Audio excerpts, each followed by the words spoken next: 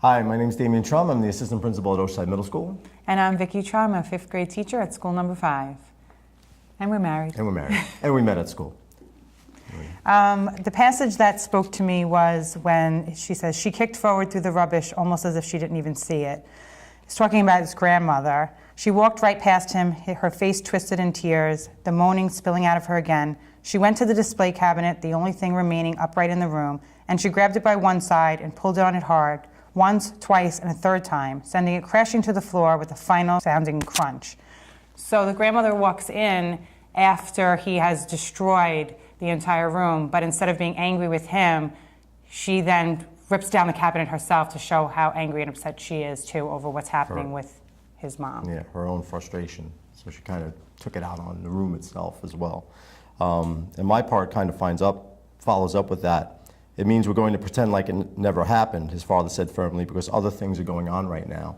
And having lived through something very similar that he's living through, it gives you great perspective in life and how to really ignore or put aside the little things that are not important when you're dealing with something that could be so heavy.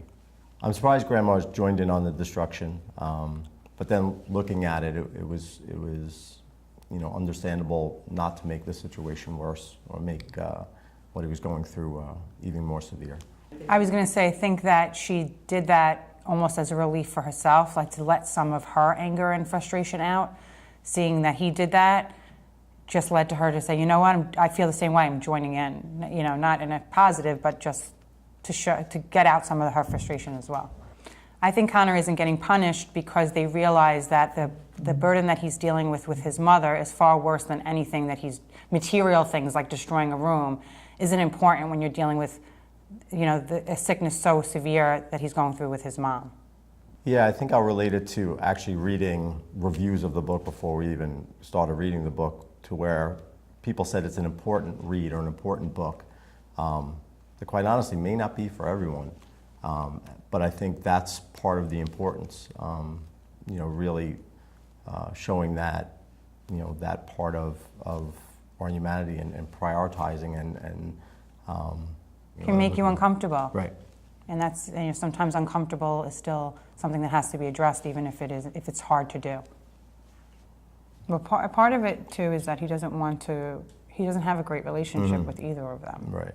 And the thought of losing his mother and having to stay with his grandmother or his father is in itself upsetting to him. At this point, what are you going to do to make him feel that he can rely on them and feel that they'll build a relationship? How are you going to build a relationship? At this point, if I could speak to any of the characters and ask a question, I would ask the grandmother, what is she going to do going forward to help him to feel safe with her, knowing that the relationship wasn't a strong one to begin with, and now the mother is in such a bad place. What is Grandma going to do to help him feel that he can rely on her? I guess at this point I would actually ask the father, because although he didn't add to it or punish him for what he had done, I don't know that just not dealing with it and dismissing it is giving him really a clear signal as to and how you should handle things. There's a lot in this book that's close to home, unfortunately.